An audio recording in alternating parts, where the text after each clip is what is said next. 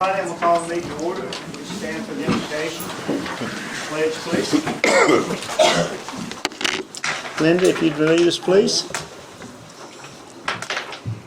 Heavenly Father, we thank you once again for a beautiful day that you gave to us, dear Lord, to enjoy. And now we have come that we might carry on the business for the City of Hope. Dear Lord, lead and guide us with the spirit that you would be pleased, dear Lord, in the way that we carry out your work. Thank you, Lord God, for all things. In Jesus' name we pray. Amen. Amen.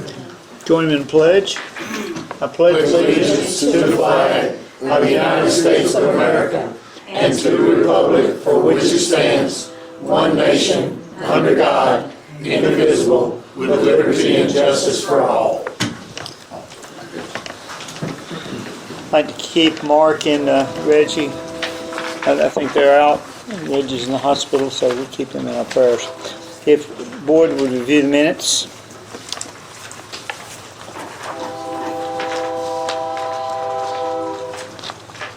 Time's on cue.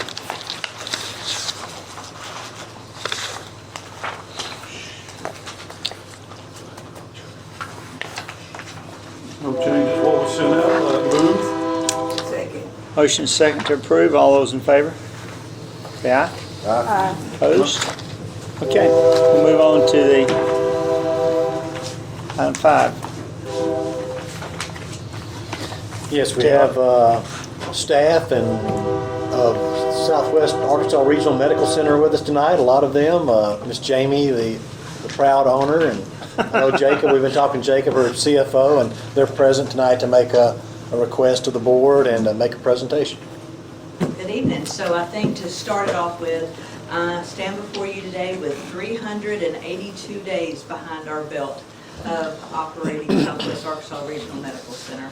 And when we were here over a year ago, I don't think many people, really a year and a half ago, I don't think many people thought we would make it past 2 or 3 months. And we've been able to just dig in and say, we want to succeed. We don't like to, failure's not an option for our community. And so I really want to recognize my staff. And, I have Cindy Carmichael, who is our CEO, and then Shelby Brown, who I bet she's twisted everybody's arm in the room at some point in time in the last year for help and support. And, she's our CAO. And then Rebecca's compliance. And Clay Hobbs is, of course, my COO of Pafford. And then Jacob Eller is our CFO of Pafford and is also the controller of the hospital. So it has taken a village to get us where we are today, and we're very proud to be where we are today. So you have before you an opportunity to understand where we're at as a critical access hospital, but I think it's very important for you to understand why we're in the position we're in today and where we came from. So in 382 plus days, we actually have reported out for you guys and just let you see what did that mean for our community? Not only did we get to keep our hospital open, but a lot of businesses within our town and factories did not have to decide to go somewhere else or to make some alternative moves to make sure that they had health care. We were able to provide it right here in our community. And so with that being said, our ER is very busy. Many times people talk about a Band-Aid station. We are not referred to as a Band-Aid station. One thing that we can say is that we have some really great caregivers out there that care about their community, care about their patient, and they're very well staffed and are ready to do a good job with every patient that comes in. We like to identify problems, and if we can take care of them, we're going to take care of them, and if we need to send them somewhere else, we're going to do that quickly and make sure that the patient is taken care of. So our ER is very robust and it stays very busy, as well as our geropsych unit, and we make sure that that is properly staffed, as well as you see the acute care and the ICU department as well. So over the year, outpatient services is very important. That's, our Dr. Goins, Dr. Garrett, our nurse practitioners that we moved over into the hospital to save expenses. We have them there. And then as well as the patients that stayed in the facility. But all in all, 24,700 encounters, which makes about 68 a day. So 68 residents had some type of care out at the hospital. And it's quite busy. When we talk about the money that we've collected throughout the year, realizing the dollars collected isn't what we wanted. And we're running at about $1.5 million a month is what our operating expenses are. And you can cut it, carve it any way you want to, but at the end of the day, we have to take care of patients. We have to have proper staffing, proper equipment, and to do that, it's quite expensive. So you'll see where your subsidy, and yeah, I know how to spell subsidy, I don't know why it came out like that, but you can see, you know, we're very, very appreciative of you guys stepping up in the very beginning and helping us get off our feet. Because there was 4 months there where we didn't collect any money. And a lot of what we were promised did not come through. Not only from other sources, but the work that we did with Stewart and some of the bankruptcy court, some of that stuff, Department of Justice, those things fell through. And we weren't able to maintain collections as we thought we would. It just didn't happen. So over time, you can kind of see what our revenues for the last year have been. We see that on the uptick. We do have a third-party vendor that's taking care of our billing, as well as we've done some upgrades to our coding system, and we actually have 2 systems in the ER because it's really about the patient acuity, how severe the patient is, and how we properly document that, and how we care for the patient. And that's been very good on our behalf of just making sure documentation is key, and we have to stay on folks about that. So when you look at the cost report, you know, I told you guys when everybody says they're going to give us the hospital, I'm like, they give puppies away for free too, people, okay? And it wasn't free. It came with a huge, huge expense, not only for us, but for the community. And so our startup costs were about $730,000 in the beginning. And after you take that off, you'll just start to see what our payroll is run. And we run anywhere from 120 with 140 people at the hospital with part-time people as well. So we do have a large payroll. And so you see that they're reflected in the $12,500,000. So goes on down, and so our operating expenses, as you can see, have been right at $17 million. We have definitely struggled throughout the months, but we've made our payrolls, and knock on wood, and thank you Jesus, both things there, because that's very important to us. As we move forward, I thought making it through the first year, that was where I wanted to be. If we made it a year, surely we could make it further than that. Well, part of that problem was we had been trying to receive another designation, whether it was a rural emergency hospital or a critical access hospital, this entire time. And that was a challenge. What they saw when they looked into us being in a rural emergency hospital, meaning everything else in the hospital would shut down and we would just have an ER and some outpatient services. Our hospital was more robust than that. We were seeing more patients than that. We had a geropsych unit that was very much needed within the Southwest region. And so those things were taken into consideration, and we started going down the path of we have to figure out how we can become a critical access hospital, and why haven't we already been doing all of this time. And there was a lot of hurdles and a lot of past history that we had to get over.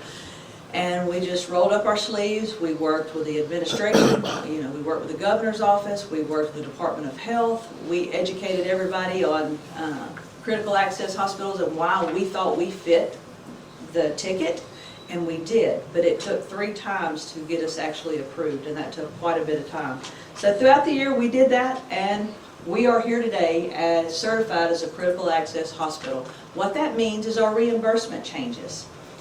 But it also means that reimbursement doesn't change for 6 months, because it's done on cost reporting. And so your cost reports are usually for a year, but they will allow you to do a true-up at the 6-month mark and look at your expenses.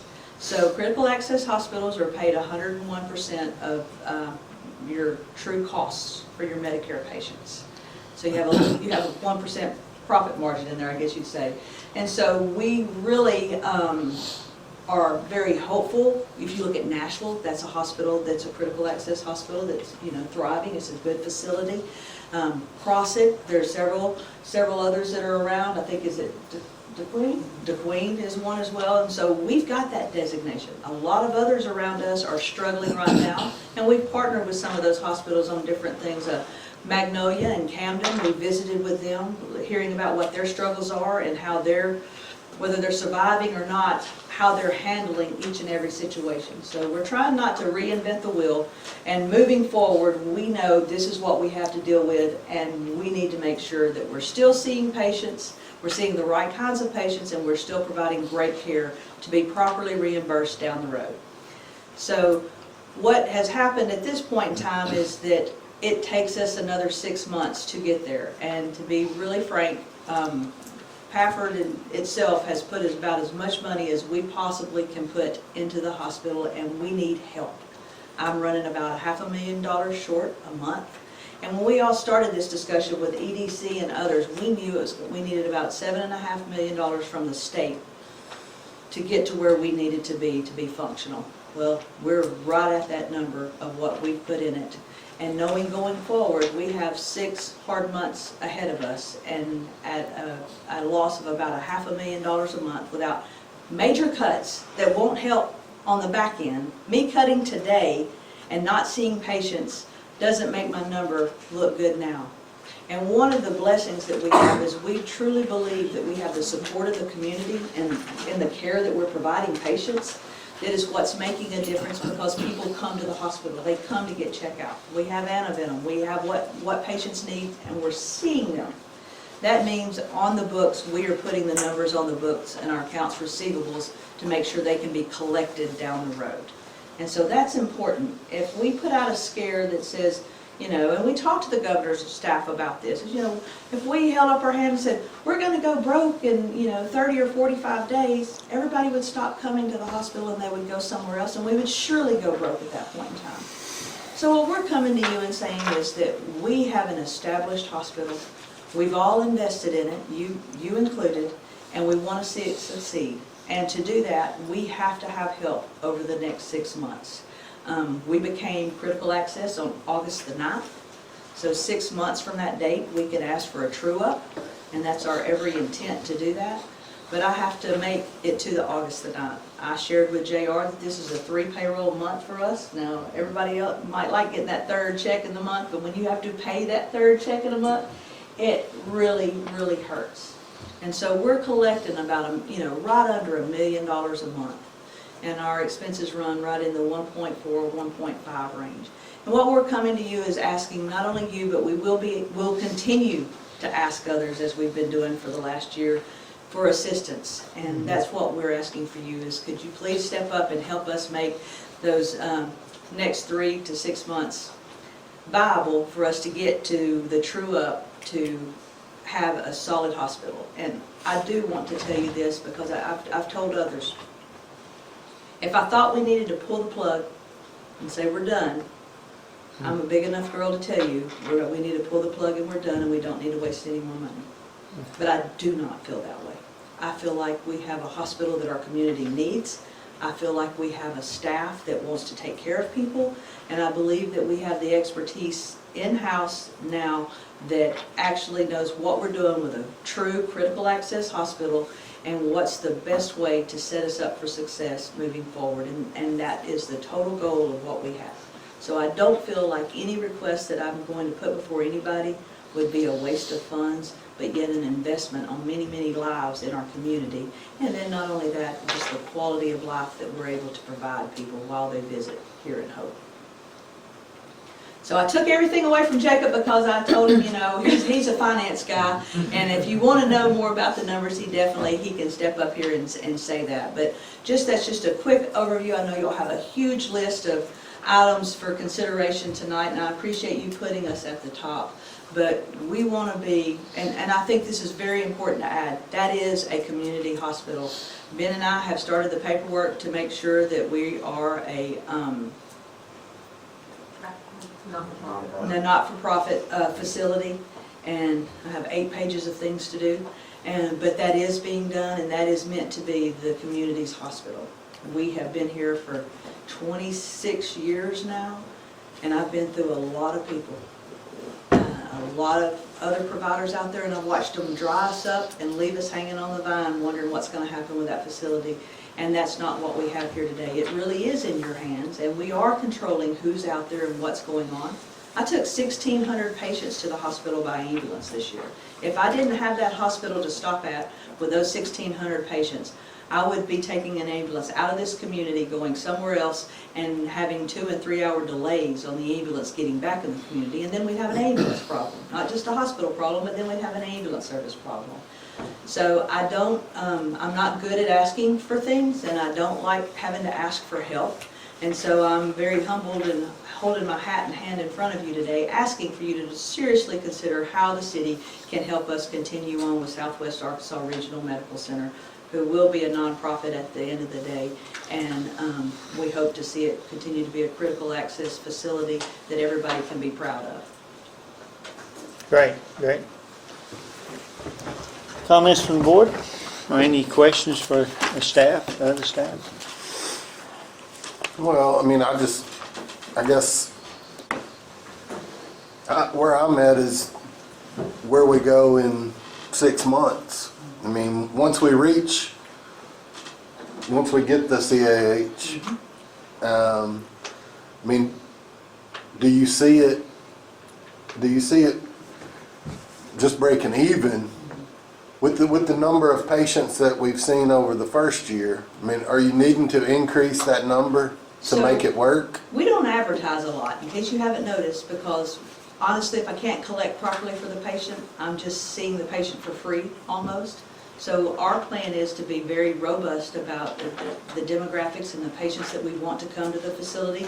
We'll be opening a swing bed unit. You know, you've got 48 beds in that hospital, and they've been using 9 of them in one area and 10 of them in the other, and that's it. But we have the opportunity to open a swing bed facility, very much like a skilled nursing facility, and get those patients back in there, because those are patients that will help us with our numbers. And they're out there, they're going elsewhere. Our patients here in this community are going elsewhere for that care. We can take care of them here. We are very, very close to making it. Although $500,000 is a lot of money, and it sounds like a lot of money in the grand scheme of things, what we see is several $100,000 difference in the patient load that we bring in, also the difference in being a critical access facility and actually getting the true up and the additional fees that come with a critical access hospital. You know, when you go from a doctor's rate being X to it doubling, that makes a difference in what you're seeing in your patients. And so, like I told you, I wouldn't ask for it if I didn't think we could succeed after 6 months. But what we also know, this is our budget. Once you establish what you have going forward, that's where it's at. And we have to make cuts to where it should be. But right now, I can't make any more cuts, because if I cut, I'll never receive the funds in the end to pay for the facility. Would I be saying that wrong to anybody behind me? No, ma'am. Okay. Here you go. You know, I own and operate ambulance services for a living, right? I do. And, but this has been a learning curve for us, but I don't think it's been at the expense of others. I think that we've taken care of a lot of people. I think it's a great question you ask, and that's what we have the discussion at our supper table often at my house, is that we're so close. We are so close, but we're dry. And we've got to have help getting to that point. I think that the advice that we've received on making sure that the type of patients that we bring in and the outreach that Shelby and others will have to do to other facilities. I mean, I can think of 3 patients that we sent somewhere else that we could have kept at our facility. And just like right now today on the swing bed portion, we have patients in swing beds today because we have to operate that for them to come back and do a survey to see that we can provide that service. So basically, I'm not being properly reimbursed for that patient, or I'm being reimbursed less than what I will be in 60 days from now. And so there's all of that. There's a lot of luggage with it. But I think you have a great question, and I think we're very, very close. And so there is a plan that goes with that, which is outreach, additional patients, additional load, and then we'll be where we want to get. If you look around, there's hospitals closing all around us. We know what it's done to other communities, and we're not just Hempstead County's hospital. Other people are using us. You know, we bring in patients from other counties all the time, and of course they come by private vehicle too. You said that you were going to seek funding from other sources as well. Is it going to be the same amount that you're asking the city for? And what happens if you don't receive those funds? For starters, we went to the governor's office and the governor's staff numerous times, as well as the legislature. You know, both Steve Crowell and Dolly Henley have been very helpful, trying to, you know, just continue to beat our drum that we need additional funding.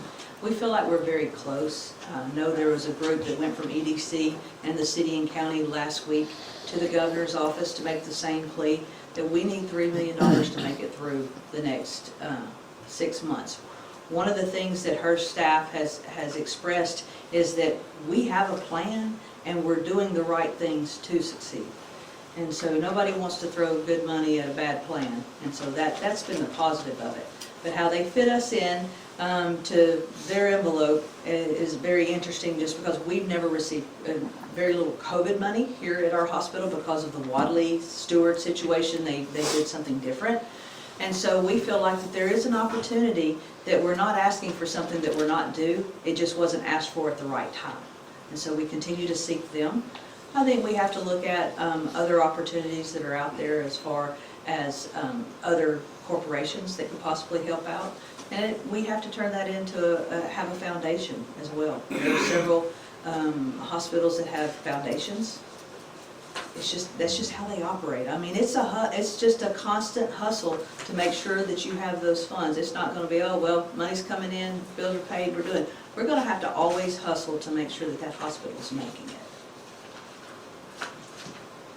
Yeah, it's a community effort, and I just appreciate y'all, because it's been a learning curve for everybody, and we made it a year. We've come so far. I think we can get over the hump, and we just need to get a little Band-Aid here to get you going. And I know I was on meeting with the governor's task force or whatever up there, and we're pounding on the door.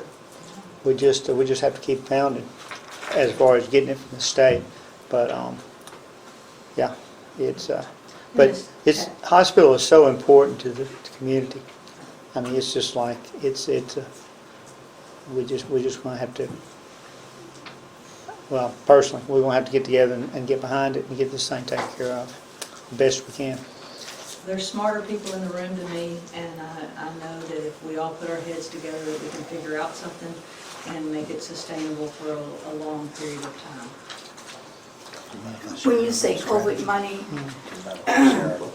how long are we looking Yeah, we need to. at This is a for good them time. to possibly begin that funding source? So that money has been spent. COVID is, thank God, has gone and went. Yeah. We've bypassed that. But during that period of time, this facility did not receive one of those stipends. Whether the paperwork wasn't filled out, whatever the reason was, Hope Hospital didn't receive that type of money. And so that's kind of been a part of what we've been hanging our hat on, that, you know, we realize you've given everybody else money, but you really haven't given us any money.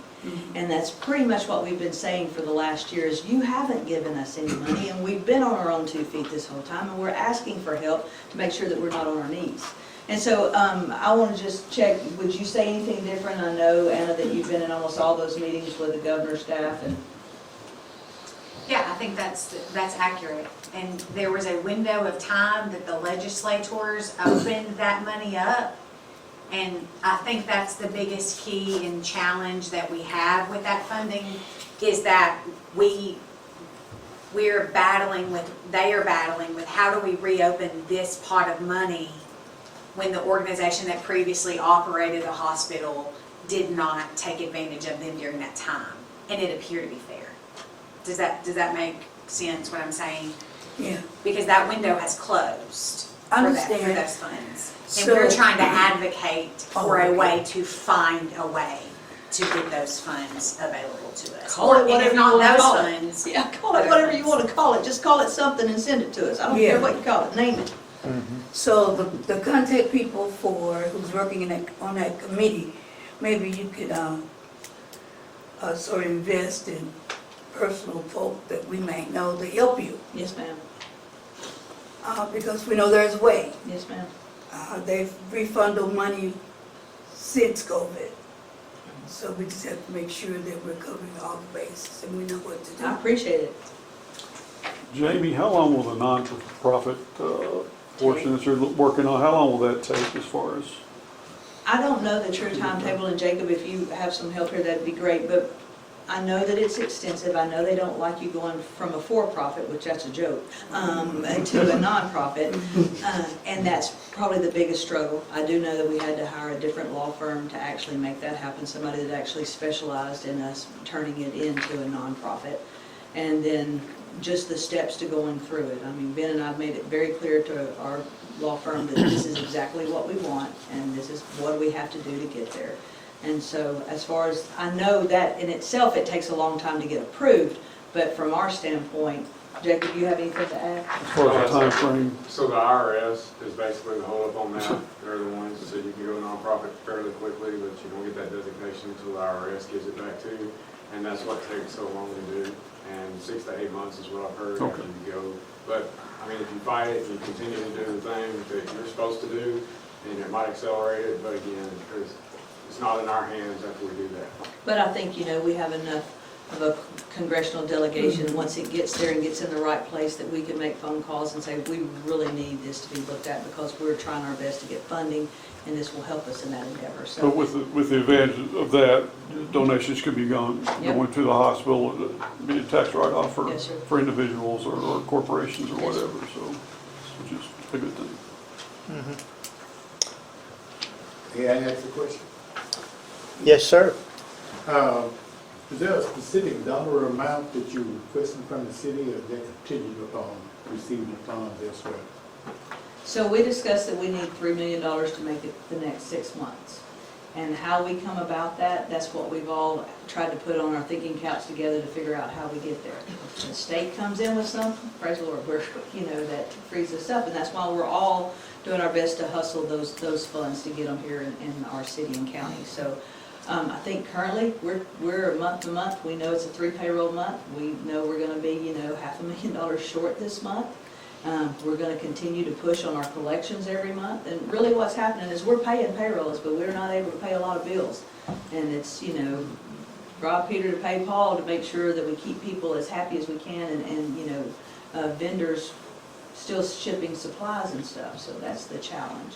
But the overall, the 6 month period, we feel like that, and we have 382 days worth of reports to show that's really where we've ran most all the time. Thank you for the question.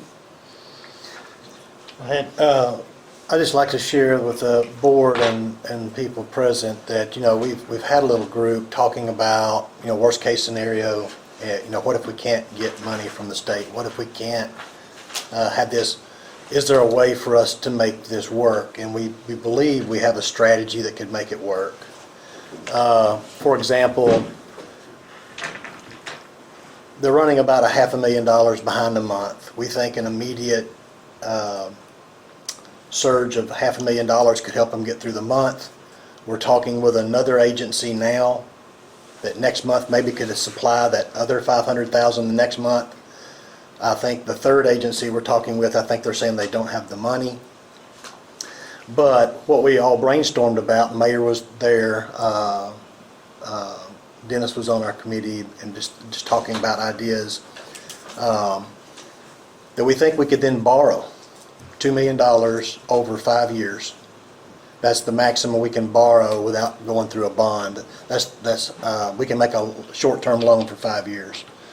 And say that's a 6% interest. We could infuse them with the amount of cash they need for the 6 months. That would cost us a payment of about $39,000 a month.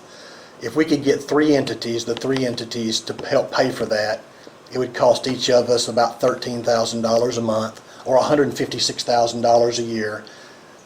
We could definitely cash flow that through our normal operations, and we could make the $2 million work. Now, obviously, we hope we get given money from somewhere else, but in the worst case scenario, if we just can't make that happen, and we're looking at either closing the doors or trying to get through this 6 month period, we think we have a strategy that can do it. We think it won't affect our operations. We think we can get that kind of buy-in from some other entities, and we think we can make that work. And I think we just all would have to help push everybody to do that. So that's, and then I think too, with the critical access piece, they've already got that. With going nonprofit, maybe starting a foundation down the road to get other people help. Maybe even if they finally become profitable 2 years down the road, they may agree to help us with our $2 million payment and be a fourth partner to help us pay back that loan. Well, and I think there's options there. When you become a critical, just like they have to have a note for everything else, I mean, they have to have a note back to the city. I mean, that's part of the expense, and that's a correct comment there, that would be the intent. If you own the property, I can't borrow any money on it. I've borrowed every bit of money I can on whatever property I've had. So I'm tapped out, and you have the only piece of real estate left to borrow any money on is that facility. And so that is a totally, really good idea to move forward in that manner, and then have a payback system with the hospital, contingent on properly doing it through the critical access side of it, because it's part of operations. I mean, that's what it's taken to operate it. So the contact person that we have working with you, with the nonprofit piece, how does that look with the government being closed right now? I mean, Well, they just need to get their stuff together and vote. I can't do it, but I think, in a couple of weeks, maybe, that won't be there. We're not to that point where we need to call anybody at the IRS and say, would you please hurry up? Okay. That's not on the list right now. But, when that point comes, I think they'll be out of their pickle, and, we can definitely put some pressure on that to make that, try to move a little faster. And I believe that, we got our designation, it felt like to us it took forever. We got our designation before all of the other facilities around here that's been trying to get it. And so we're still ahead, but we feel like we're still behind. One thing I'd add that our little committee talked about as we're bringing this stuff to the board, as we think through it, is that, we got two choices. We do nothing, and we've already heard, I think, okay, the door's going to close. And then whatever that impact that is to our community economically, health, life situations, then it'll be what it is. We can look at, Anna has data from other communities that suggest to us what will happen to our city. I don't know for sure, but obviously it's evidence-based that we will decline and things will dry up and the economy will be hurt and all the mom and pop shops will be hurt. McDonald's, because just many people aren't going to come there. But the other opportunities we have, like Jamie said, we have an opportunity to step in, and I'm listening to experts that say they believe they can make this work.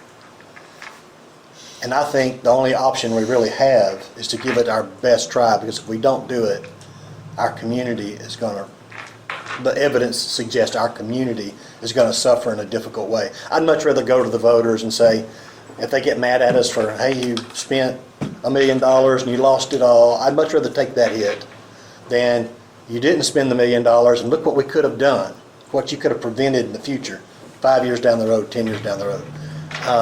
Money is important. I'm your fiduciary. I see the importance of that more than anyone, but even more important than money is life and our full economy to keep the money turning in our system. Without that, the money will go either way. So that would be my recommendation to the board, that my recommendation to the board would that we do a $500,000 immediate transfer of funds to get them through the October, and then let our committee work on our partnerships to try to get that to happen, and another $500,000, and then give us the authority to maybe look to try to get a loan for the $2 million. And if money comes from the state in between that time, we can always stop the loan. And the good thing about the loan now, talking about it now, we could set it up in such a way where we budget our payments, whatever our payments are, into our budget, because we're right in the middle of our budget season. I know this is hard to hear. I know it is. But I just think this is a problem that's staring us in the face, and we have to do something. Yeah. JR, can you stress that it's not going to affect city services that we currently have? $500,000 will not affect our operations. With what we have in reserve, so. And we'll still have reserves. This is not draining the pot. That's right. This is just And I know you said that you were going to ask for the legality of this, with the city attorney's opinion regarding giving $500,000 to, Well, we just have to amend our initial agreement we had with county and hospital about additional funding. And y'all did that in the beginning with our payrolls in the beginning, with the money that was set forth, and I think we've provided records, and that, that's 120 jobs that you're maintaining as well. Yeah, I think giving was a wrong term on my part. We call it, in the contract world, to make it all legal, we call it stabilizing services for our hospital. And we have a contract, and so we're doing a contract for services with the operator to stabilize those services, to make it valuable to our people. And I think the city attorney would agree with that, but that's the way we would need to go. Yeah, I would like to mention that the county is right now in the middle of a grant for more equipment and more stuff, not equipment, for repair of the building, I believe that's what it was. It's equipment and the building. So they're kind of tied up in that, so that's one reason the county is we hope to get some help from them. But they're saving their money for if we get the matching grant, they're gonna have to put it up for that. So that's why I think the county is maybe lagging just a little bit, but We're We supposed need to to get hear that on on those board. in December? Is that? Or do we end not know? of October. Legislative allocation meeting in end of October. End of October. And that's, one of them is for a very large piece of equipment that we really need to properly diagnose patients. And the other is to help with the roof and the AC. We had AC go out. When the AC goes out, then the lab goes down, and it's just a domino effect out there, what happens. Yeah. And so that's what those were for. with that. Our grant was for the equipment. And I Okay. think at that Yeah. time, Yeah. at least at that point, Swarmac was going to pay the 20% match for that. Now, whether or not they still got the ability to do that, I don't know. That may be another discussion. But I would like to add one Yeah, thing yeah. about, what was it we just mentioned? Tax. Oh, yeah. So another leg of our strategy was we're going to need to go to the voters of Hempstead County at some point with a tax for the hospital. Restricted funds to be used for the upkeep and whatever legally we can spend with that money on the hospital to help maintain it. I have talked with some council that help people do this, like Taylor Marshall. He gave me the dates. The earliest we could do it without an emergency, we could actually get on the ballot for March 3rd. If the county declared an emergency, then we may could do it 1 month earlier. But anyway, at some point our strategy needs to include perhaps a small tax that would help keep this viable, so we're not in this situation every year. Or if we have a downturn in the economy and things go bad. And Dr. Coffey, I really believe that looking at all of the other critical access hospitals and smaller hospitals throughout the state, they all have some type of supportive tax to keep them open, because the struggle is real. Medicare and Medicaid don't pay enough to keep the doors open, and they have to have a little something on the side to make it work. And so we do feel like long-term, that's going to be part of the community commitment, is making sure that we can try to secure some type of tax, that we're not always coming to the city for it, that everybody has a part. I heard someone say this the other day, let me see if I can get what he said right. Paying a little money is not going to kill you, but not paying some money could very well have a bad outcome and kill. So that's really the way we see it from a tax standpoint on down the road. And I know no one likes hearing that. That's y'all's facility. It's intended to be the community's hospital. And so that's the way we want to see it moving forward, and want to manage it as best as we possibly can. So I think that's a conversation that has to come up in the very near future, because if we're telling you that we're $500,000 short, and in my head I was like, okay, what if 200,000, 250 is what comes in here, then you need another 250 that's coming from over here from a tax. It's just every little bit's going to make it work and bring us where we need to be.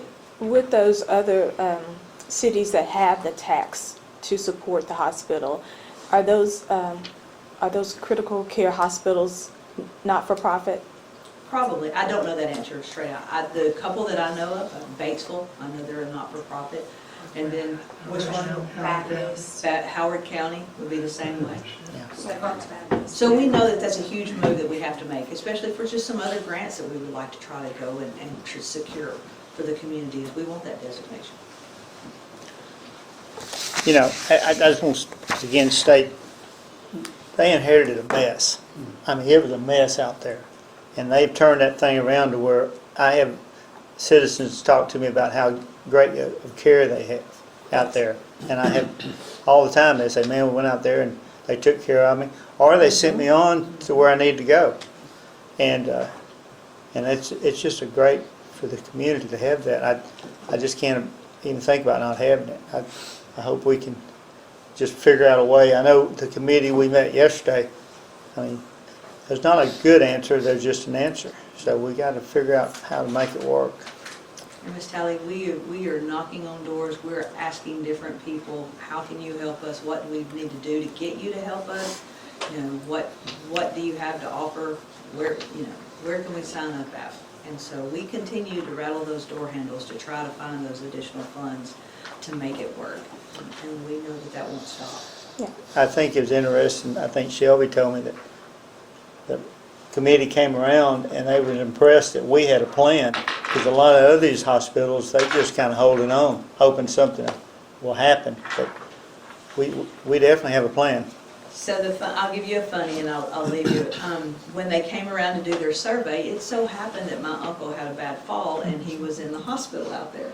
And so they randomly picked their patients. They don't know who I am. The names don't match up or anything like that. And so my uncle told them what excellent care he received. And and all the nurses were so excited. They're like, oh, we're getting a good review out of this. He's 92. Yeah. And then right before she walked out there, he goes, but I expect that.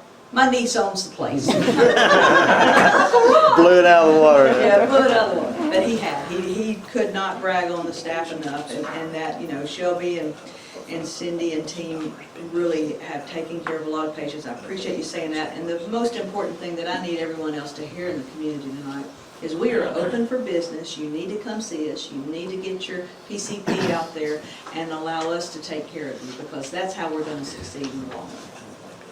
Amen. Thank you.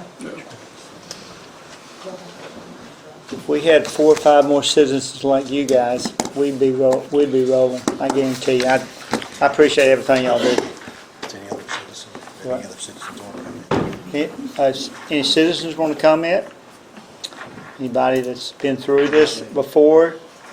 They're sitting there right to the right of the podium there. Yeah, that guy right there. I'm Dennis Rand, I'm one of the residents of Hope that has benefited from the hospital being out there. There's another way to look at this. We're all looking at it economically. What's it going to do? What's going to happen to our community? What's going to happen to your family? That's where we need to look. What's going to happen if you have a medical emergency with your kids, your spouse, your grandparents? I was out there, my wife and I both, Lynn and I both, utilized the hospital earlier this year. The 9 beds were full. Linda was sent to Hot Springs. There was 1 bed in Hot Springs, and she got it. 4 days later, I'm laying out there in the ER. No place in Little Rock, no place in Hot Springs. They either could send me to Tyler, Texas, or Howard County. Happened to have 1 bed. Of course, I went to Howard County. But the point I'm trying to make is, what happens if something happens to a member of your family, or you got someone in an industry out here and something happens to them? They need to be triaged, they need to be stabilized. And the earliest that can take place would be Texarkana, Magnolia, somewhere. That's a 30 to 45 minutes.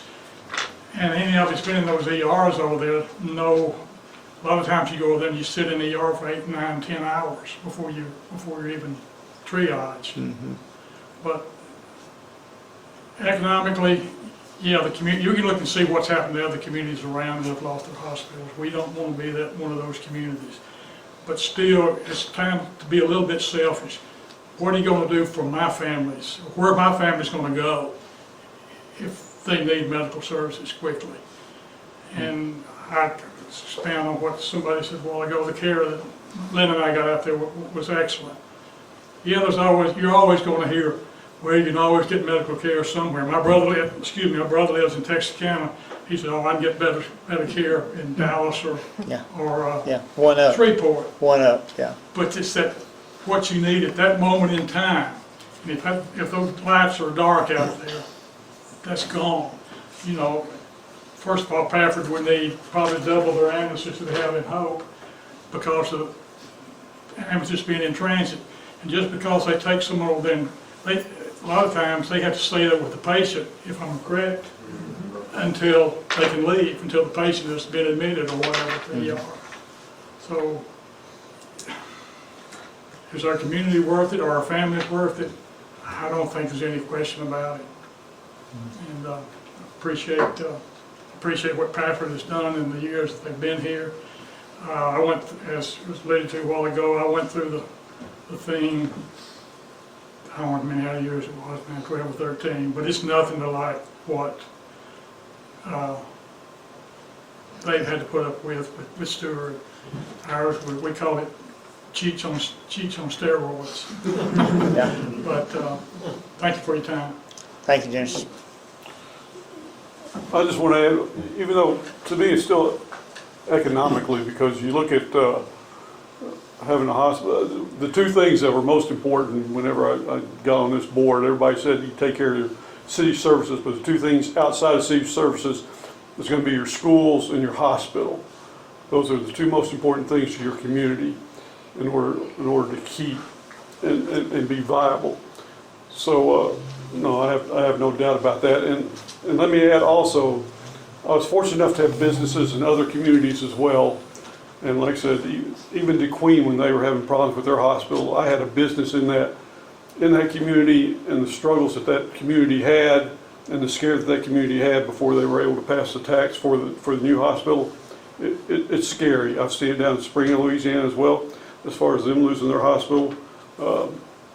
Magnolia's, like I said, they're struggling now, but it's scary. And also, as far as economic development, to have businesses come in, one of the things they're going to ask is about your health care.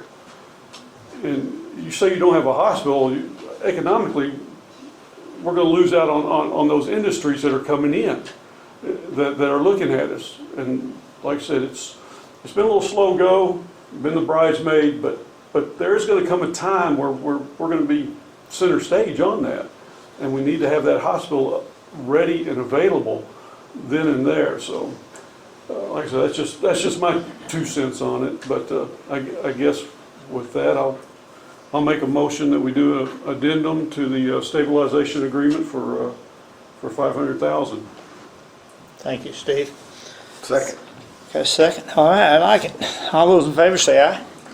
Aye. Aye. We're going to call the roll. I'm sorry, but I'm the city clerk tonight. Okay. Steve Montgomery, Aye.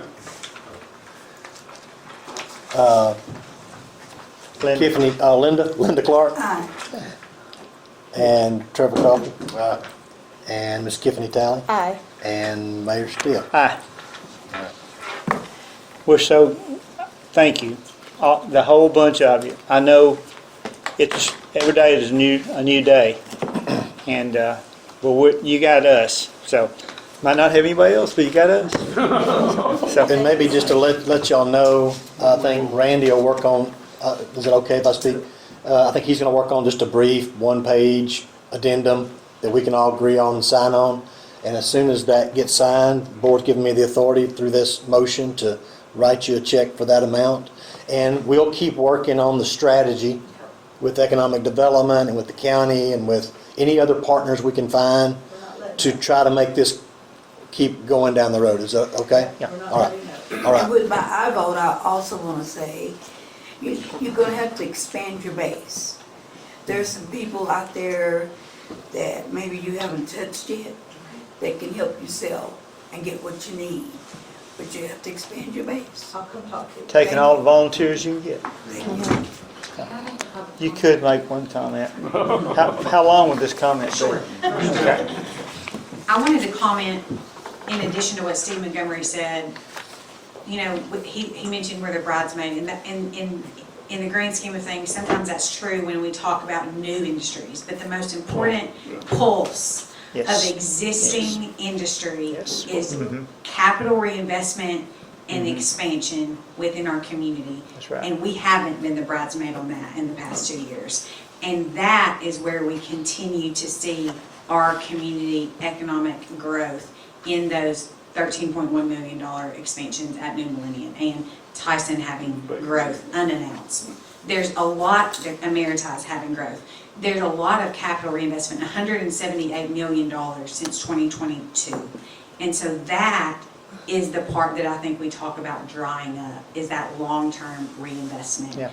But then we wouldn't be competitive. So I wanted to clarify that, not for you all, because you all know, but for the folks that might be watching online. So Yeah. I wanted to clarify that and make sure I did. that we talked about that, because that's, I think, where we see the drain is in that capital reinvestment over time, and then relocation once we potentially lose something like our quality of life, our hospital. So that's all. Well, like you said, Annie, I meant to add that in there as well for our existing industries as well, the importance of the hospital staying here as well. Okay, go get them, guys. Yeah, that's all I can say. The light at the end of the tunnel. Yeah. Thank you. Okay, we'll move on to item 6, which is, Yes, Dr. Crossley is here and his staff to talk about a request they'd like to make for the 2 acres the city owns out near the 13 acres that they purchased from the Graves. you wouldn't give near the hospital. 500,000. Would you give 500? I'd like to amend my request. So, yeah, thank you for allowing me, Jonathan Crossley, Superintendent of Hope Schools. Thank you for allowing me to be here. I love you guys. You guys are wonderful people. Servants of the community, 2 employees of the school district on the board. Love working with you guys. JR, Mr. Wilson, stepped up in a big way for this conversation. So I just want to put this out there. So you'll see the proposal there. It is multifaceted. It is AI approved. And so you'll see 3 options there for you. One option is, let me go ahead and say this out loud. Okay, these are not in the order that I'm trying to present them. I'm going to go 3 to 1. Okay. So All right, okay. the third proposal is option 3, public benefit exchange, no monetary payment. Under Arkansas statute, we got that confirmed with Mr. Wilson. Obviously, the city attorney could assist if need be. But the community benefit, student volunteerism, shared facility usage, and other capacities, maybe not necessarily the baseball, softball, tennis complex longer term, but maybe the facility, the aquatic center, and other items that are on the docket for the city. We had a robust conversation with Mr. Wilson about how that will look for our students, assisting whether that's volunteer hours or some sort of volunteer agreement that we have with our students already, work-based learning projects with the city. We feel very confident in that. We're already doing that on some level, but just a continuation of that, so very much a public good there. No cost transfer acknowledges that ongoing and mutual beneficial relationship that we've had for years and will undoubtedly continue to have whether or not we secure these 2 acres or not. We're still going to keep loving you, and we're still going to keep receiving that love from you. So however you want to shake that, you can't get rid of us just yet.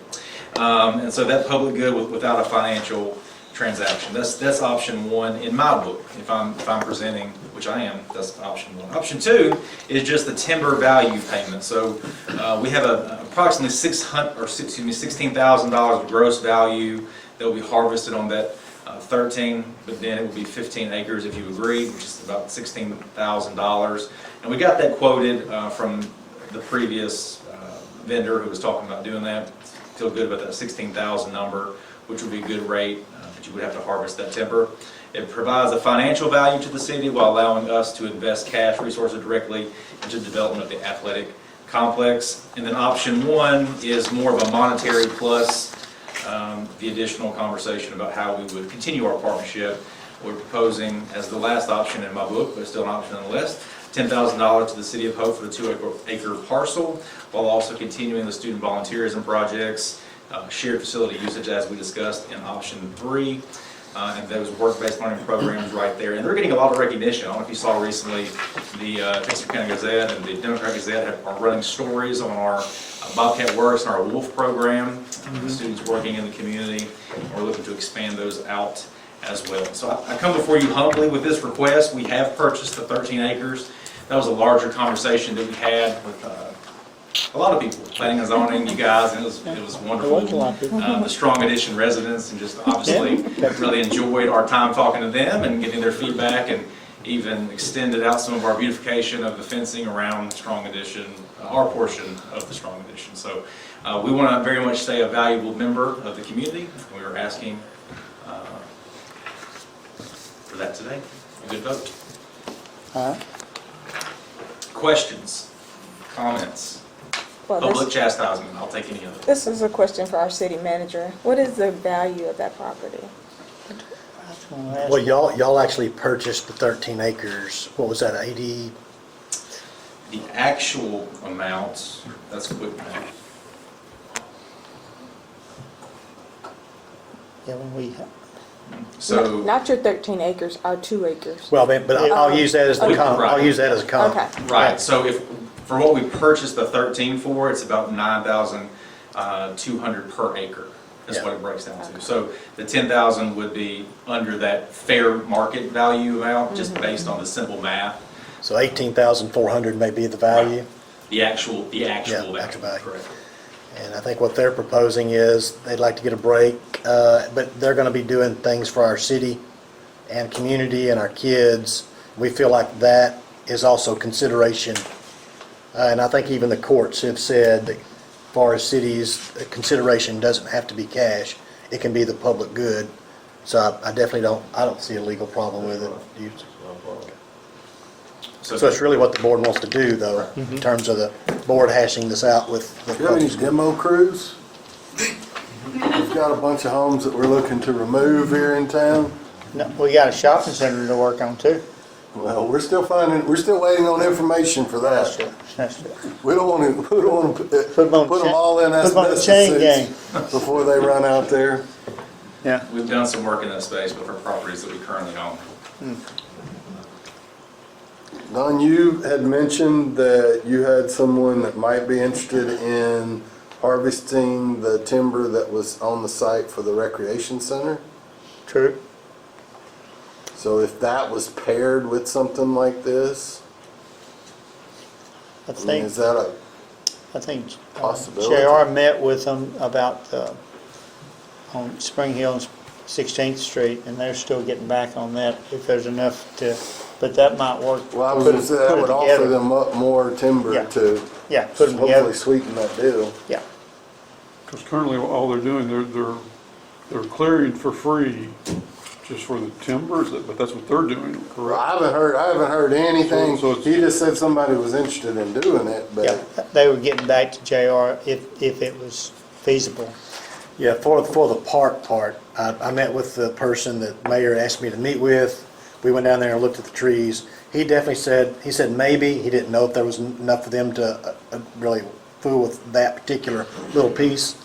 But he said if it was, he's gonna talk to some of his people. He thought if it was, it would just be, we remove it, you get no money, we remove it, and we make whatever money we get from the. yeah, I understand that, because otherwise we were looking at having to pay someone to come in there to remove that, so that's a good deal. I'm just saying if we could And- work with the school to sweeten that deal so that they could take this as well, that might entice them to do the park for us, Yes. which would prevent us from having to potentially pay someone to remove those trees. I'm just saying that could benefit us in more ways than, I'm not looking at the timber value, I'm looking at trying to prevent us from having to pay somebody to come in to that site that we know we're gonna have to clear in the future. And I So- did ask Clay that question. I asked Clay, our architect, does he think that if someone did come in and remove that, because they're gonna leave the tops and they're gonna leave the stumps, they're not gonna take all that, they're just gonna take the timber. I said, would that, That can all be negotiated. well, with that particular person who was gonna do it for their no cost, that's what he told me. He would That's leave the small. tops and leave the stumps. But, city- so I asked Clay if that would be a benefit. Clay still thought that would be a benefit. He said because even the construction crews that come in, we're gonna remove it, they still wouldn't have to remove as much. He still thinks it could benefit us on that side. I don't think there's any doubt it would benefit us. Yeah. But I if just we- think that could all be negotiated, especially if you have another 15 acres to offer them. And if we did do this amount of acreage, we'd definitely bid it out and could, see what the price we could get, if that's what the board wants to do. And we could include these other pieces like Trevor's talking about. And I know Daryl's been, there's a little more timber out at the airport we need to try to remove, and we're trying to work with EDC to get some sites cleaned up. Maybe those pieces could be thrown in too. That's a little bit more significant, 250 acres of that. Yep. So, are we looking at option 2? Is that what we're looking at? I feel like that has the most benefit to both parties, in my mind. I mean, not that I don't want the partnerships and the volunteerism as well, but I just see, that's an immediate need for the city right now, is to do something with those trees that are on the rec center site. And you have trees that need to be removed for y'all to proceed as well, so. We'd be happy to offer those 13 additional acres. I think we can live with any 3 of these options, and whatever the partnership with the city works best for everyone. I think that's great. Truly, all 3 options would be fine with us. Okay, I think the board is in agreement we need to do it, but let's reach out to some timber people and see what we got going on, and then we'll come back together and get back with you on which option we're going. Is that pretty well the view of the board? I don't think we need these 2 acres for anything down the line. No, I'd just like to see if there is gonna be a cost to cut that timber. Yeah, let us How run substantial some it's gonna numbers be, on but cutting timber and if we can get it for free, that's great. Just for the cost of the timber is what I would strongly suggest that we negotiate a clean lot, at least at the park. Not left in a mess that I've seen some situations, but yeah. I think that we can have some negotiation with that. But for these 2 acres, I feel like we need to get some sort of value out of it, though. I don't know, I'm kind of confused if you're saying that they're willing to cut the timber for the timber company to sell whatever they get, just to clean the lot. No, I'm saying you can get some, I'm just saying that by offering up more timber to cut, I just feel like we have negotiation power to ask for them to at least leave that other, I'm not asking about the stumps, but they could clean it up. Well, I think we're gonna get an estimate on the 2 acres.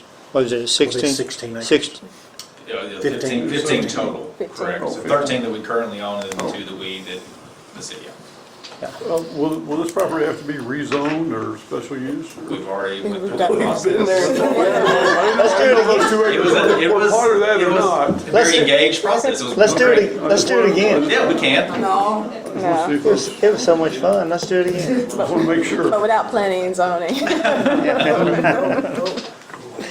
Okay, so let's get straight what we want from the board right here. So we're gonna get price on the timber on the y'all's too, 13 acres? Or We just- already have the pricing. We're just on really that. worried about the 2 acres in the park, right?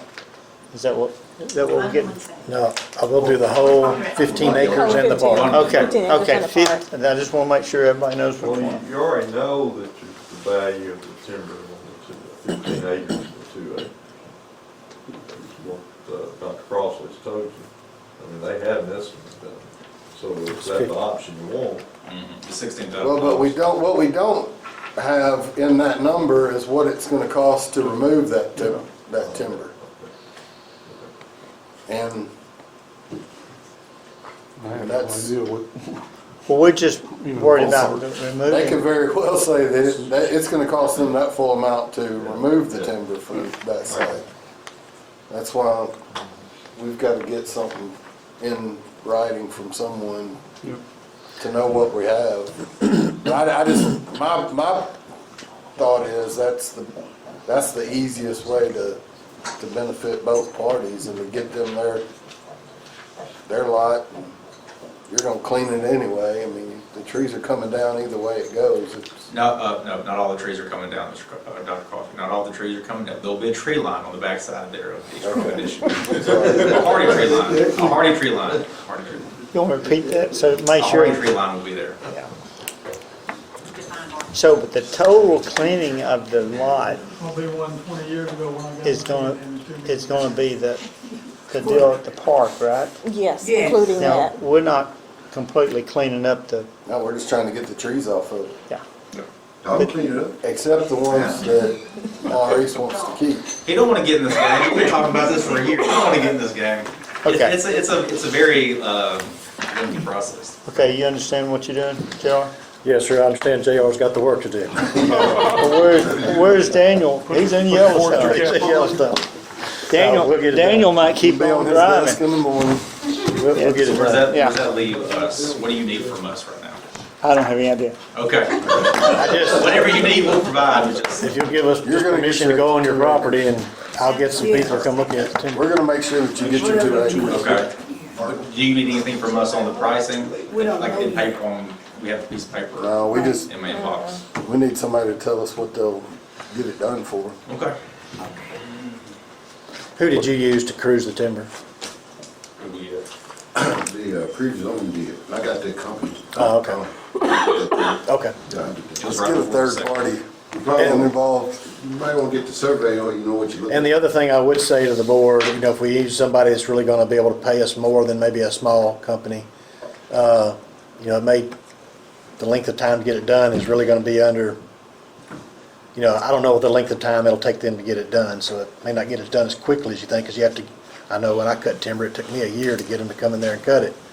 When Darryl cut his timber, it took us a while. So a lot of it depends on the companies too. Do And the you all weather. have a timeline? This is an elongated process for us. I mean, today was when we discussed to get on the agenda for today, but really and truly, this could be months down the line for us, maybe even longer, because it's dependent a little bit on some things that we can discuss at a later time, but maybe some assistance on some level.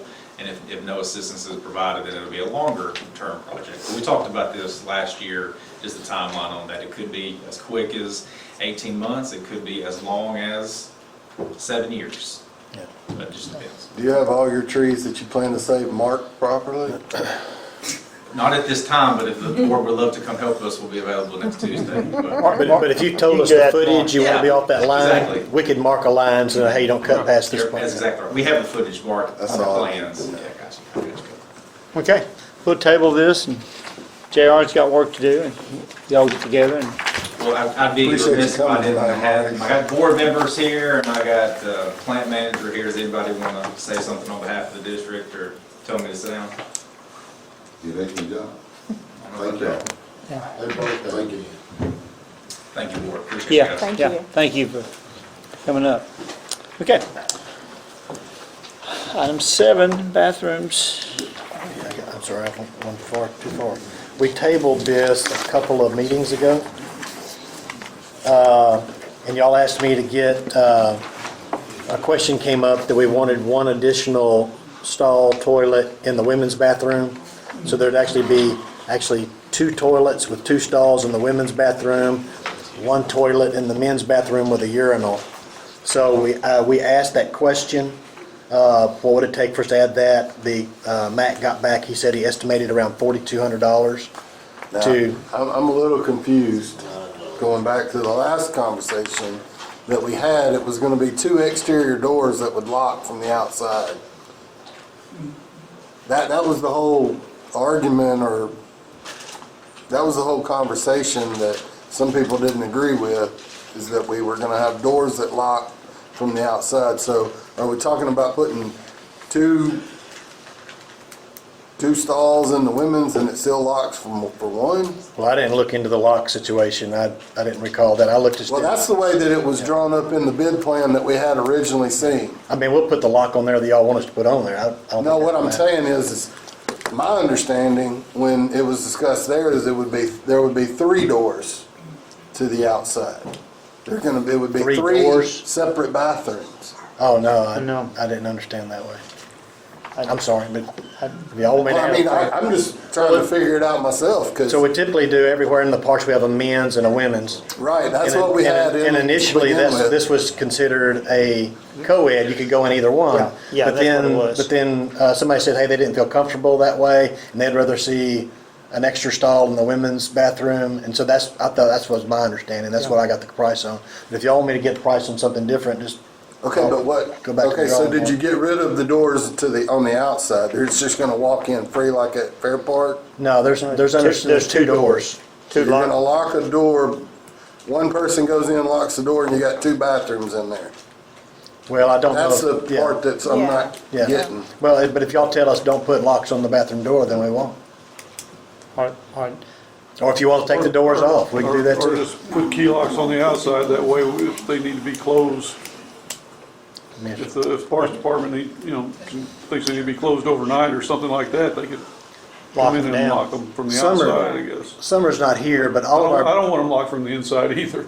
yeah, all of our bathrooms now, like down, y'all can speak to, y'all been there, the ones that, right across the Coliseum, there's doors on those? no door. No doors on those? doors. You're talking about stalls or what goes into the bathroom? What goes into the bathroom? No, it's- There are doors on that. No, I don't say There are doors. There Yeah, are doors that so there are go doors. into a bathroom. And are those doors lockable, Summer? Yes. Yes, they are, but they From- have a key lock on the outside, but we can lock them up if there's vandalism or anything like that. Is there locks on the inside? No, sir, it's just the key Okay, lock. just a where key lock on the it's outside. operated. So when they're open, and you can't go in there and lock the door? Correct. Okay. Are any without doors, you just funnel through or all of our park ones have doors? They all have doors now. The green restrooms at North Side used to funnel through like that, and we installed doors on those about 3 years ago. So, So I mean, we could do the same if y'all want to. We could put doors on them and have a key lock on the outside just to lock them when they're closed. But other than that, they would be open. Okay, see that, yeah, I mean, that's, Yeah, I see. I just knew that was, well, it's even in our, I mean, it's in our minutes from the last meeting, that's what she was concerned about, was being able to have, Miss Marshall, she was concerned about the bathrooms and those being locked from the outside, from the inside. Inside. So, that's where I was confused with how we were adding 2 urinals behind the locked door. All right, so do y'all want to proceed then with the, We got a question. okay, I'm sorry. Oh, the question with that, with those 2 toilets, will there be doors? Yeah, we've asked them to put Okay. create stalls. Okay, Yeah. okay. Yeah. Okay, well, JR's asking a question, I'll continue. Do we want to upgrade to the 2 and 2 on both sides? I think Martha was really concerned about cutting down the 1 and 1. So that's an additional $4,200. But that's just 2 at 1. Yeah, it's just 2. Two that's just and one, 2 additional for the toilets. women's That's to toilet. get to what they had out there I think there'd be at the a, time. There's 2 It was toilet- 3. I mean- She was saying she didn't want to go from 3 down to 2. This is to go back up to 3. Yeah, there'll be 2 toilets for the women's restroom, but only 1 for the men. yeah, and the men's would also have a urinal. That's the, Yeah, that's that's what I meant. that one says That's what I A2. meant. That, That's Yeah, what I was okay. thinking, 2 by 2. Okay. Yeah. So, what, is there a motion or anything, more discussion, or what we need to do? I move that we accept the additional cost of $4,200 for the And- north side park bathroom. and we need to accept, we never did accept the bid from MAC, so we need to, if we could modify that. Okay. We tabled that. Okay, and also the bid from Matt Construction Company. About 30,000. But we still don't have anything on the rest of those plumbing, electrical, or HVAC. Correct, that's gonna be, but the engineers estimated it at no more than $10,000, that's the engineer's estimate. But he wanted to extend that to local plumbers, he wanted to give more people locally, smaller businesses, the opportunity to bid on the job. That was what he explained to y'all the last time he was here. Okay, I retract my motion. Okay.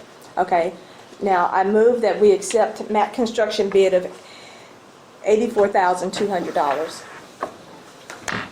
Okay. The motion for the 8420, that's for the additional bathrooms. All, is there a second? Second. All those in favor say aye. Aye. Opposed? Okay, good, thank you. We see I some have a question. action going on. Okay, Willie? May I- What will the building be actually constructed of? Is the outside gonna It'll be be- bound siding, gonna be brick, or what type? Cinder block. Center blocks. Cinder block? Yeah, we've asked for a decorative cinder block. So Split face? Sidewalk to it. and everything. that's kind of what all of our other bathrooms, I think, are mostly in the park now, except for maybe one or two.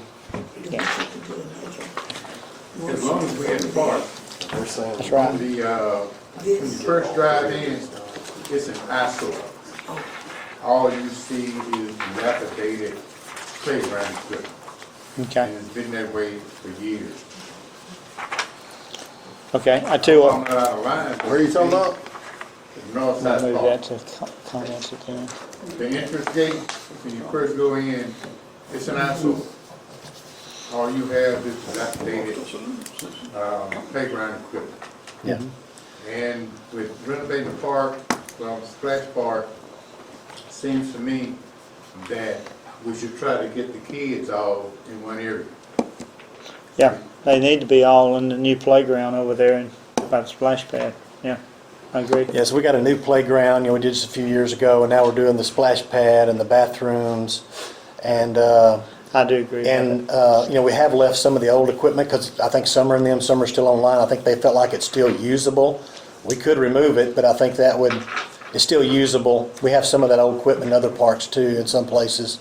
But at some point, he's right, I think we need to look as we continue our plan to repair. And to be honest with you, I think the fence at the front, there's a lot of things we need to do there, but we just have to, I think we have to just take it year by year, a little bit at a time, and that'd be the way I think we should approach it. Could you not use the dilapidated playground equipment? Could you not move it? And if you did do anything but beautify that portion that you took with trees, whatever, picnic tables? And if you never go to that park, you really don't have an idea of the people that visit there. But it would seem to me that would make good sense to move what equipment is viable to the area where the splash park is going to be. And beautify that area. I don't know what it would cost, but just to beautify with landscaping, picnic tables, whatever. Plus, if you ever been to that park, all your teenagers and young adults, they're going to be right there at the entrance where you've got your basketball court. And then you've got kids right across. And I don't have to tell you the type of talk that be going on at times. Real. Real. Believe that. So why couldn't we move that playground equipment to the viable? Why couldn't we move it and incorporate it in the area where we're going to have a splash park? It'd be interesting to see, some of that old playground equipment is kind of grandfathered in. Yep. And you start moving it, you might have to meet some different regulations with the ground up under everything. But we can look into that. I think this is, what we're doing right now is a huge step, and we're spending a bunch of money over there, so maybe we can look at it maybe next year, moving It's it. been a bunch of years that we haven't spent any money over there. Well, yeah, well, we're making up for it this I year. commend you on, on what you're doing, truly do, We're but making up for it. I don't think it would cost that much money to do We something can look- to we- the we- interest of the park, because like Yeah. I said, it's an eyesore Okay. when you first drive in. I think it's all in the master park plan. that they have laid out.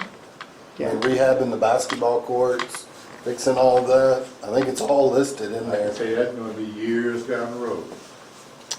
Yeah, I'm talking I about could something that we I could could see the really do in-house Willie right Walker now. Park.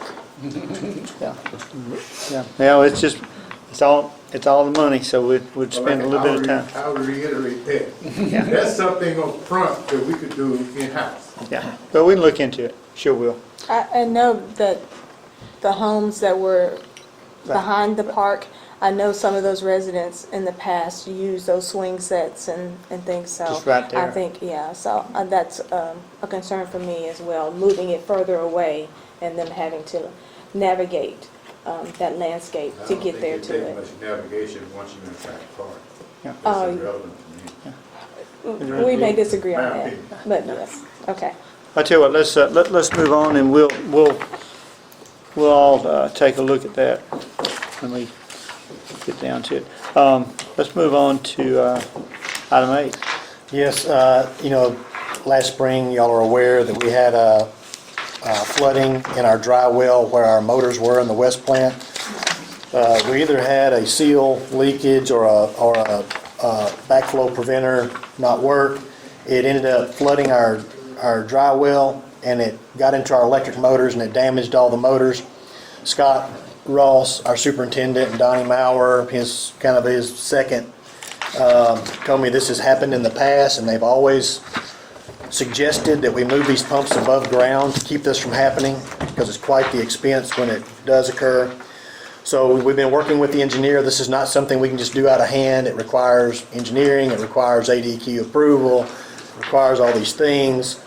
Well, we're finally at the point where everybody has agreed. What we would like to do with the board's permission is to purchase a single source Gorman-Rupp pre-packaged dual pump system. It's something that's already built. It's already something that has its own container.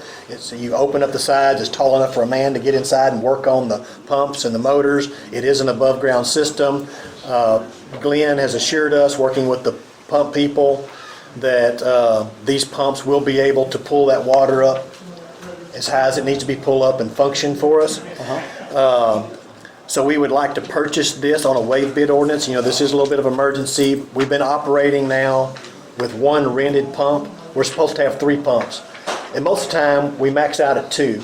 But ADQ requires us to have a third one just in case one goes down. Now you'll say, hey, this is not 3 pumps. No, it's only 2. But we could go ahead and get this 2-pump package plan. We think we could get it here in 6 to 8 weeks, maybe before our big February rains. Get this hopefully installed. There have been installation costs, but we think we've got a way to map that out. We think we've got that planned out. Doing it with our automated valves, we think there's enough money, according to Glenn, as he's put all the numbers to it. He thinks there's enough money, and ANRC has already said they said they've already approved that we can use excess monies for this project. We think we got enough to pay for the installation. We may be a little short, have to come to you, but anyway, I think the recommendation of the engineer and the wastewater staff and administrative staff is that we'd purchase this dual pump system, and then we'd purchase one more pump under in our next year's budget. We'd put it in our next year's budget, and it'd be something that would sit above ground as well, and they have a small package we can buy on that. But we're asking right now to immediately get these 2 above ground pumps, and we have a waive bid ordinance for y'all's consideration. Start talking about what wastewater. $130,000 for the 2 package, this package deal. Okay. Everybody ready? Any questions before we start this? We've been talking about this for a couple months. Go ahead, Randy. All right, this is an ordinance to waive the requirement of competitive bidding as required by Arkansas Code annotated section 1458-303 and 229203 for the purchase of a 6x6 AMT duplex above ground pump station for the City of Hope West wastewater treatment plant. Whereas in the spring of 2025, the City of Hope West wastewater treatment facility underground pumps suffered a malfunction causing the pump station to flood, destroying 3 pumps that pump the effluent into the city's aeration tanks. And whereas after discussions with staff and due diligence by engineers, it was determined that pumps should be placed replaced with an above-ground system to avoid similar problems in the future.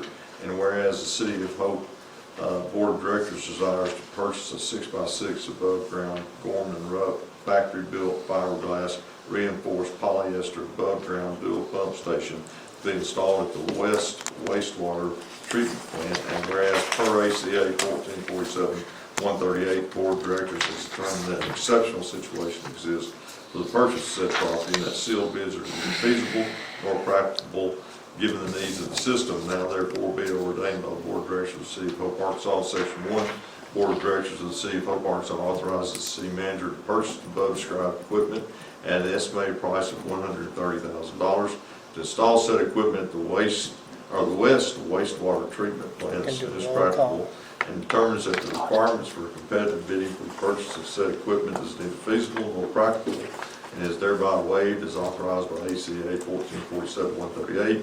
Section 2, this action being necessary for the preservation of public peace, health, and safety, and emergency is hereby declared to exist, and this ordinance shall take effect and be enforced from and after its passage and approval dated the 7th day of October 2025. Okay, have you heard the ordinance? Is there a motion to suspend the rules? So moved. Second. Linda Clark, Yes. Trevor Coffey. Aye. Tiffany Talley, Aye. Steve Montgomery, Aye.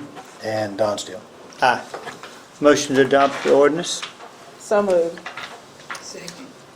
Miss Linda Clark, Yes. Mr. Coffey. Aye. And Miss Talley, Aye. Mr. Montgomery, Aye. and Mayor Steele. Aye. Motion to adopt the emergency clause? So moved. Second. Miss Linda Clark, Aye. Trevor Coffey. Tiffany Talley, Aye. Steve Montgomery, Aye. and Don Steele. Aye. Okay, thank you very much. Thank you, Randy. I think, you got something else to read? Yes. Oh, no. Okay, all right. Another two? I'll let you stay. Okay, stay. This is what we do every year. This is what we do every year, sure. Yeah, yeah, so go ahead. All right. This is an ordinance to levy a tax of 5 mills upon the assessed value of the real and personal property in the city of Hope, Arkansas for the year 2025, be collected in 2026 and for other purposes. Be it ordained by the Board of Directors of the city of Hope, Arkansas, Section 1, that a tax of 5 mills be and the same is hereby levied upon all taxable property, both real and personal, within the city of Hope, Arkansas for the year 2025, be collected in 2026. Section 2, all monies collected and raised by said tax shall constitute a general fund to defray the general and ordinary expenses of the said City of Hope, Arkansas. Section 3, the clerk of the City of Hope, Arkansas shall certify this levy to the clerk of Hempstead County, Arkansas, to be placed upon the books and collected at the same time and in the same manner as state and county taxes are collected. Section 4, all ordinances or parts of ordinances in conflict herewith are hereby repealed, and this ordinance being necessary for the public health, safety, and general welfare of the inhabitants of the City of Hope, Arkansas, an emergency is hereby declared, and this ordinance shall be in full force and effect from and after its passage and publication date the 7th day of October 2025. Motion to suspend the rules? So moved. Second. Linda Clark, Aye. Trevor Coffey. Tiffany Talley, Aye. Steve Montgomery, Aye. Don Steele. Aye. Motion to adopt So ordinance? moved. Second? Linda Clark, Aye. Trevor Coffey. Tiffany Talley, Aye. Steve Montgomery, Aye. Don Steele. Aye. Motion to adopt the emergency clause? So moved. Second. Linda Clark, Aye. Trevor Coffey. Tiffany Talley, Aye. Steve Montgomery, Aye. Don Steele. Aye. Okay, next one is the fireman's pension. Randy? This is an ordinance to levy a tax of 1 mil upon the assessed value of real and personal property in the city of Hope, Arkansas for the year 2025, be collected in the year 2026 for the purpose of paying pensions to the retired firemen and pensions to the widows and minor children of deceased and retired firemen and other purposes. Be it ordained by the Board of Directors of the City of Hope, Arkansas, in Section 1, that tax of 1 mil will be, and the same is hereby levied upon all taxable property, both personal real and personal within the city of Hope Arkansas for the year 2025 reflected in the year 2026, section 2.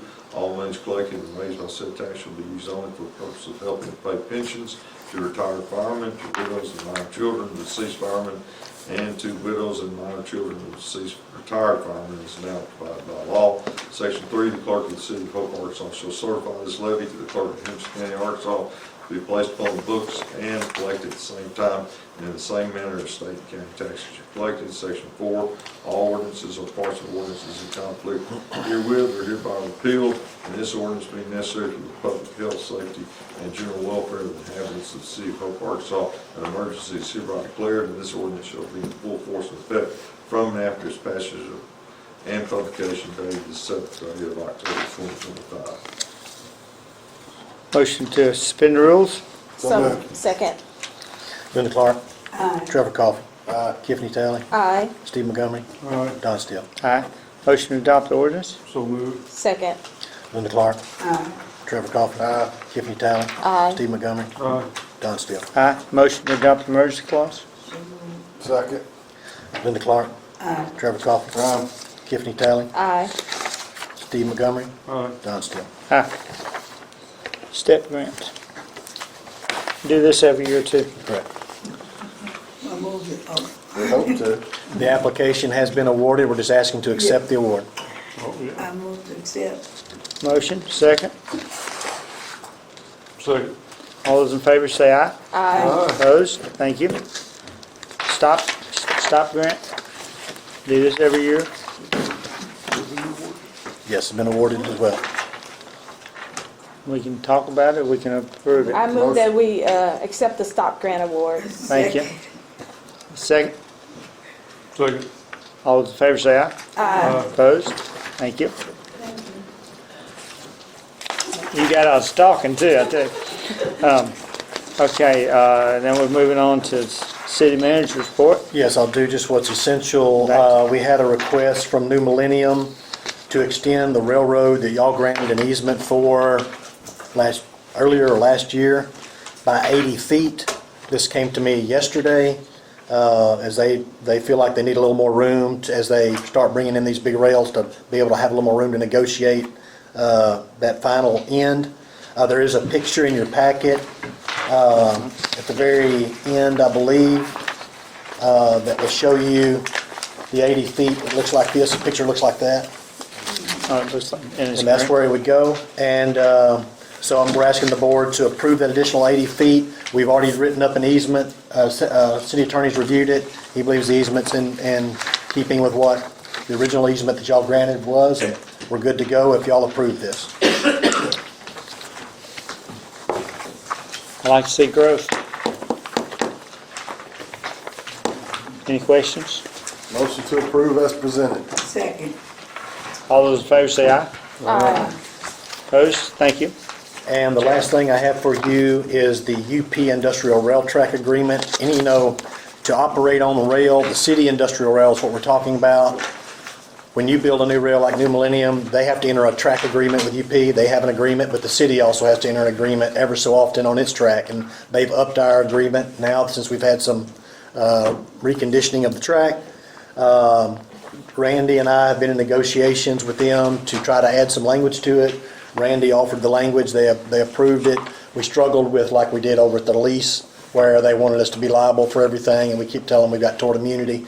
Randy got some language entered. I don't know if it's perfectly like we want it, but I think we have the language Randy wants in there. It feels like gives us some wiggle room and gives us some leverage.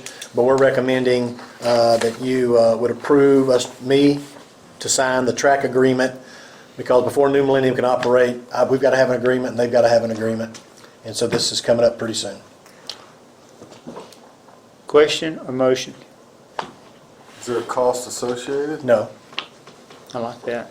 Now, there may be some costs for the industries, but not for us. And as you know, the industry has to pay us right now our rate is $40 a car for what the industries pull on. Plus, if we spend more money than the $40 a car, they have to, we prorate among the users the extra cost. Yeah. I move to allow the city manager to enter into the UP Industrial Rail Track Agreement. Second. All those in favor say aye. Aye. Opposed? Okay, thank you. Anything else, Sarah? I think that's it, Mayor. Okay, we're adjourned. Oh, I'm sorry, citizen comments. Anybody got anything? Jimmy, you got it? I thank y'all for what y'all do for school. Or anything from the board, I'm sorry. Anything? Y'all got anything? I know, I guess we should begin discussions about citizens' requests and the amount of time each citizen should be allowed to address the board. Yeah, that was brought up to me by several people, and I do have that on the agenda, but this agenda got too long. Okay. And so I'm gonna try to get it to y'all within the next month or two. I'll try to pick an agenda where we got some time to discuss it. And we'll even reach out to some other cities in the league, how do most people construct those rules, and we'll have some suggestions for you. Okay. If y'all give us a little time to do some research. Okay, anything else, board? If not, we're adjourned. We're really adjourned this time. Who's That paying wasn't bad for an hour and a half. No, we got a lot done. Who's paying for dinner? Glad I ate He for has to it. have some surgery. All right. He wasn't feeling good. I'm starting to do it. Been so long. Yeah, because last, I don't know. I went to bed hungry. I think it's for a shoulder. I got Last hungry. week of the last week. Yeah. What are you getting hungry late? You don't sit, sit on your stomach. Can you email me that stabilization agreement so I can? Yes, sir, I got so busy. I'm sorry. I was just. Wow.